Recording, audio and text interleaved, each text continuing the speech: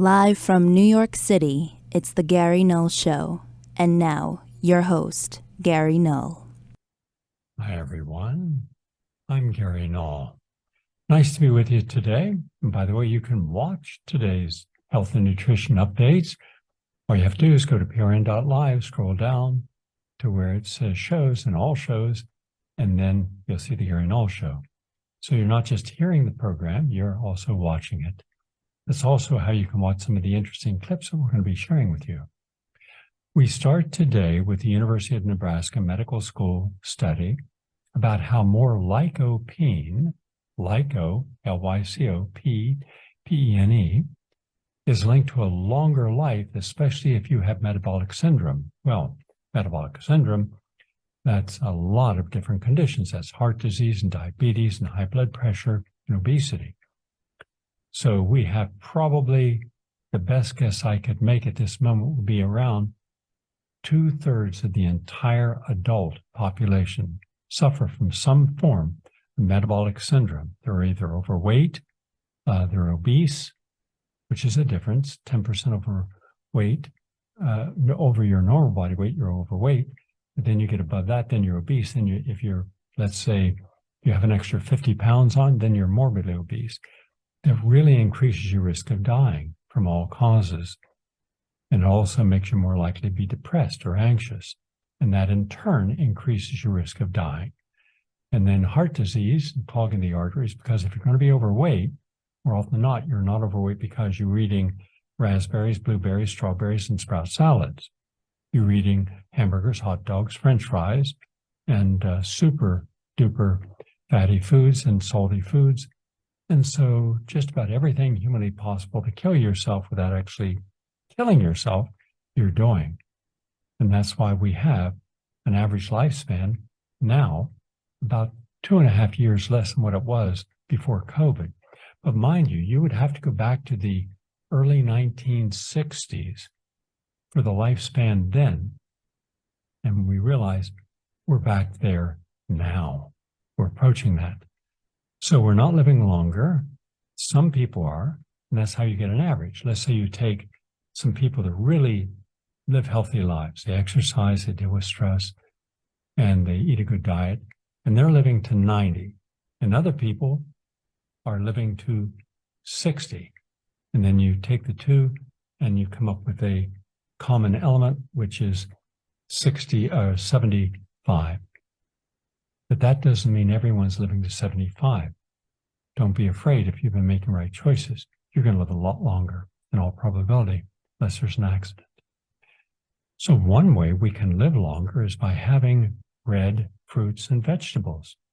That lycopene, which you're going to find in watermelon and raspberries and blood oranges, you're going to have that help you. It reduces your risk of death from metabolic syndrome. That's according to this study from the University of Nebraska Medical Center, published in Nutrition Research, the peer-reviewed journal.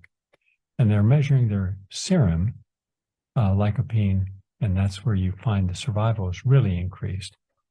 So metabolic syndrome, remember, is a condition characterized by obesity, hypertension, insulin, metabolism problems, and it's linked to increases in death. Okay? And to my knowledge, this is the first study to examine the association between one product, lycopene, and living a longer life if you have those conditions. So a lot of people have those conditions. And you know, the interesting thing is, why do we do this? Well, earlier today, as I do every morning, I film a segment called Classroom on the Air. And the Classroom on the Air is exactly that. It is an extemporaneous, meaning in this moment, I just talk, think, and share that on a given topic. Yesterday, I spent almost 55 minutes. Today, it was around 35 minutes, more or less. And what was the topic today? The power of living a more authentic life by overcoming our limitations, meaning our dark side. And it was all about that we stay healthy and happy and meaningful and joyful and are able to meet the challenges we're all going to face in life, the ups and downs, the transitions that we're not ready for. And we do that if we have more of the lightness of being, meaning more common sense, more reasons to be alive, more reasons and reasoning to make positive choices versus the negative, the dark side that we all have. But remember this, there's no such thing as a perfect being. There's always limitation. And what we do is we can compound the limitation. We can double down on the limitation if we're afraid of people seeing who we really are in our completeness. But remember, an awful lot of that dark side is conditioned. A lot of it you had happen when you were young, maybe a child, maybe epigenetically, even in something in your parents and grandparents and great-grandparents, can go back 7 generations. Something negative happens that is encoded in your genes, and now you have that in your genes, even though you had nothing to do with it.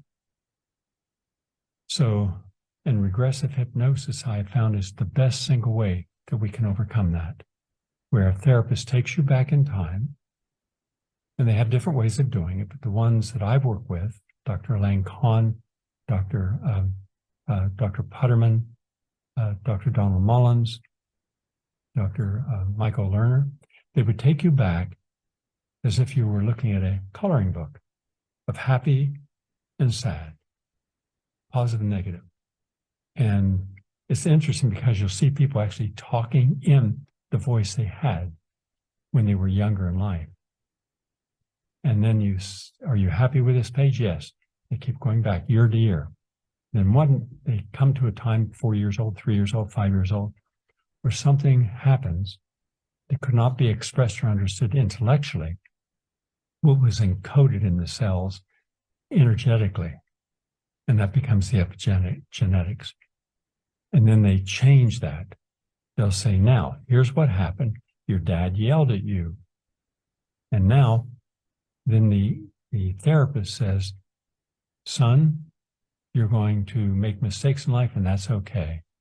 Because you're going to say, Dad, I'm going to learn from every mistake I make. I'm just going to try not to make the same mistake twice. And I'm going to say, son, I'm proud of you. You should be feeling good about yourself. Then when the person comes out of it, suddenly all those old sense of guilt and shame are no longer there. You can literally change the message in your genes so that you're no longer fraught with the insecurities, but you don't know, why am I insecure? You're overreacting. You're over-struggling. Why? Because you're trying to compensate today for something that you had no control over then.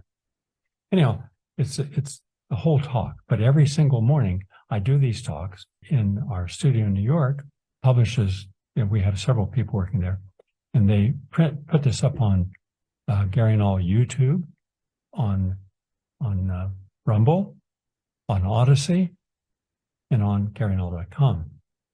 In any case, if you'd like to see all this information, this is free. All right. It's called Classroom on the Air, and it's on these sites. Okay? Just want to share that with you. Because here's what's important. No matter what I'm sharing with you now about what you can eat and drink and behavior, we are always going to be limited by what our belief system's limitations are. I don't care if you're a communist, a capitalist, a socialist, an anarchist, a vegan, whatever the ism is, vegetarianism, communism, whatever the ism is, you're going to be limited by that because they're all flawed, because they don't deal with you as a person. They're not real. Oh, but they are real. No, they are belief systems, which is different than you as a person. After all, how much time do you spend talking about your beliefs versus how much time do you talk about yourself? Because you can only deal with what you perceive to be your real feelings. What if your real feelings are not real? What if they're conditioned in responses to stimuli? If someone says this word, you feel okay. If I say woodpecker, okay, so what? But what if I say another word and suddenly you react and you say, how dare you? These are just words. What is the intent behind the word? How did we get this word? Why is this word a trigger word for us?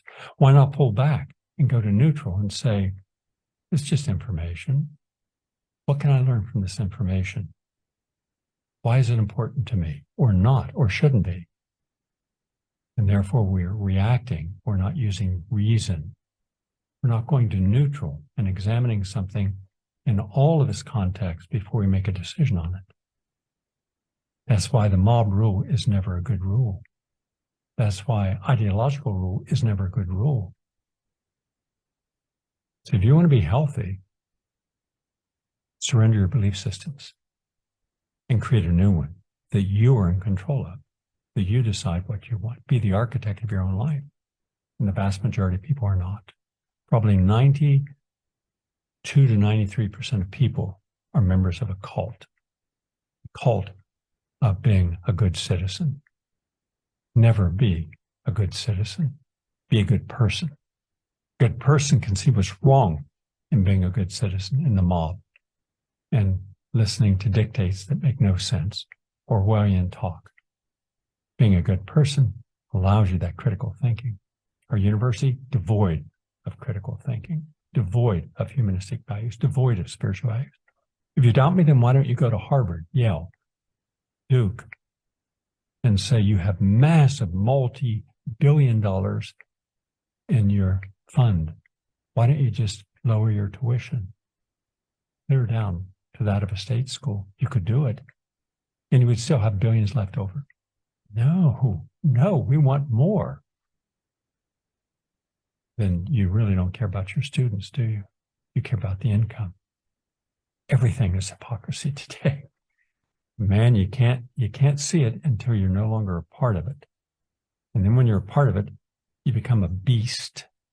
You're capable of any and all indiscretions against the other. The best example of that in current mindset is Gaddafi. When Hillary Clinton tackled like a hyena, we came, we saw, he died, her quote, and laughed about it. How about the other 40,000 Libyan citizens who were killed because of her and Barack Obama? Cackling and laughing about that too? Proud of that? Now, what about all the people who politically align with them? Then even when genocide is being committed, you can't interfere. You have to go along with it. That means that you're co-conspirator to it. Do we ever think this deeply? We can't think that deeply. We've got morons. We've got exhibitionists all over television. All they can talk about is race. Oh, that's an ideology. Keep people balkanized and divided. Keep them fighting against each other, and they won't see how bad you're running everything. And I share that with you because if you think the way to get healthy is just to drink some wheatgrass juice, once a day, 2 ounces, and have a colonic once a month, join the cult. That's not how you get healthy. That said, a study finds that inflammation is one of the things that can create a lot of premature aging. And inflammation can come first and foremost from your attitude. Yeah. You can smoke a cigarette, or you can smoke marijuana, which really increases your free radicals and damages your cell.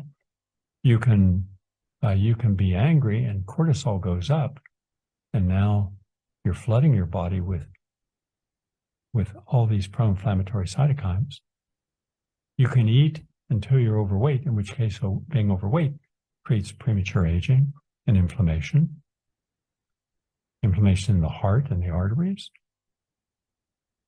Or you can take a step back and say, am I responsible for the outcome of my own life? Today, the answer is 90% of people say, no, you're a victim. No, you're not.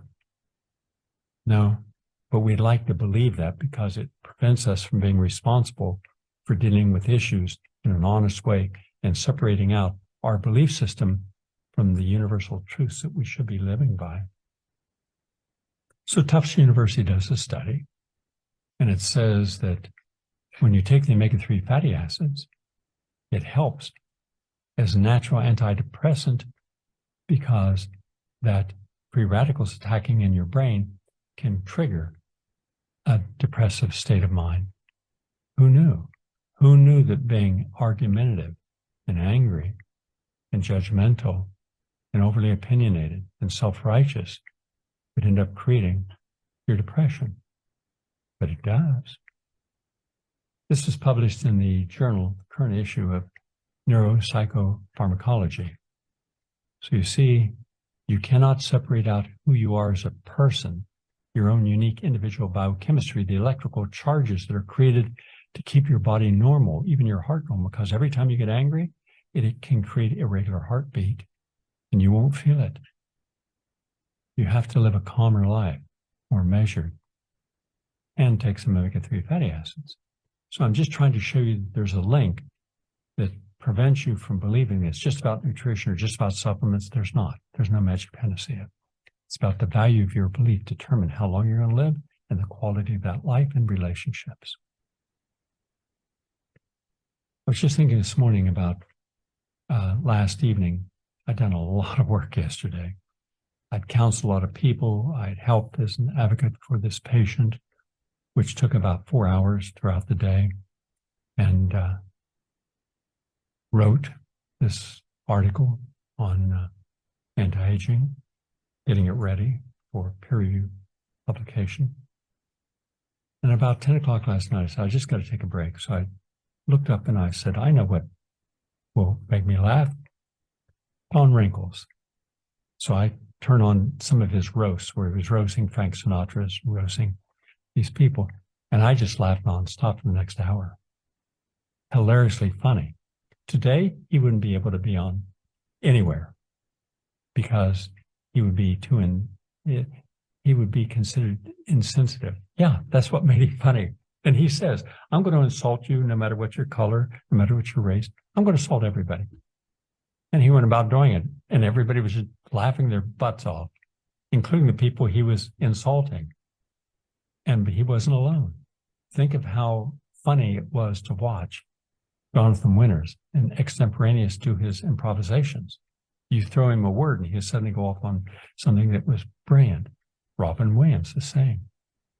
And then you had your real hard political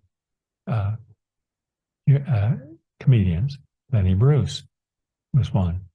Mort Saul was another. Shelley Berman was another. But a friend of mine was one also. We were close friends. He came down here all the time, spent a week, 2 weeks. We had a lot of talks about life and issues. And he said that there would be a time when he couldn't use his humor anymore, including even in the African-American community, because there was this challenging to what was acceptable humor. And he wrapped all of his humor in a political message. And so you would laugh at what he said, but it also would make you think. George Carlin did the same thing. Now go to one of George Carlin's concerts. He's out there. He's letting it rip. He's not self-censoring, but he's making truths in the form of humor. Think of all the funny people that we laughed at, we couldn't today. And think of all the humorists today who are self-censoring. And think of the writers who are self-censoring. And look at the stupidity of almost all these scripts that we're seeing. They're impossible to even watch today, most films. Thank goodness we've had people who are honest. And if their time has come and gone, it's because we're afraid to be challenged by functionally illiterate individuals on life to bring us down to their level where there's no humor, there's no uniqueness, there's no creativity, unless it's first micromanaged by a group of woke people to tell us, okay, you can say this, but you can't say that. Self-censorship is the worst censorship because we've acknowledged that we have surrendered to the mob. Dick Gregory was my friend, one of the most brilliant people I've ever known. But he didn't make himself brilliant. He didn't want to show that side. Instead, he was self-deprecating and he put it in his humor. But a lot of people today know the truth about our body politic because of him. So now we're wiping out all the people we're not afraid to offend in order to make us laugh. It's something I was thinking about. And finally, from the University of East Anglia, poor literacy linked to worse mental health worldwide, meaning, quite simply, that people with poor literacy battle more mental health problems worldwide, according to new research out of the University of East Anglia. New study published today is the first to look at the global picture of literacy and mental health. 14% of the world's population still has little or no literacy. And the study finds that they are more likely to suffer mental health issues, loneliness, depression, and anxiety. And this was from the Department of Clinical Psychology and Psychological Therapies. So, yeah, but it also means that some of the most educated people can also suffer from depression and loneliness. And the older you get in today's society, it also means that a lot of you will have outlived your contemporaries, your partner, husband or wife, even some children. And so one day you wake up and all the routines you're going to do that day are predicated about not having a future. And then you think about the past. So every day you're in this imaginary place where you're driving to nowhere, but looking in the rearview mirror for where you once were. It was pleasant and joyful and happy. The goal of life is to make every day, no matter how old you are, a day worth living. So worldwide, we need literacy, but we don't all need college. You need studying to master crafts and skills. I believe that the old woodworking school programs should be reintroduced.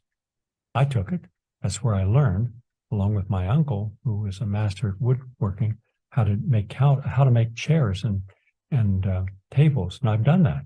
It's one of my joys in doing it. In fact, there's a table I have here that I made 45 years ago, just as out of cherry wood, just as nice can be. So if something breaks, I can fix it. If something needs redone, I can redo it. If I didn't have that training, I couldn't do any of the above. So we need to bring back skills. We should have shops available in every community in America to repurpose our life if we are not any longer in a particular field where we can be employed.